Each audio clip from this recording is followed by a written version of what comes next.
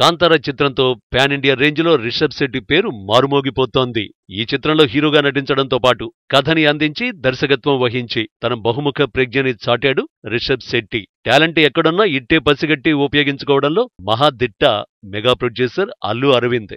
అలా రిషబ్ శెట్టి టాలెంట్ ని కూడా బాగా ఉపయోగించుకోవాలని డిసైడ్ అయ్యాడట అరవింద్. గీతా ఆర్ట్స్ బ్యానర్ లో ఓ మూవీకి పనిచేయమని రిషబ్ శెట్టిని కోరాడట అల్లు అరవింద్. మెగా ప్రొడ్యూసర్ అలా అడిగిన వెంటనే ఇలా ఒప్పేసుకున్నాడు రిషబ్ శెట్టి.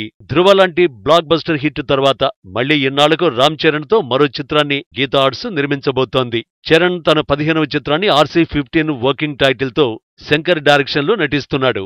RRR చిత్రాన్ని జపాన్ దేశంలో థియేట్రికల్ రిలీజ్ గ్రాండ్ గా చేస్తున్నారు.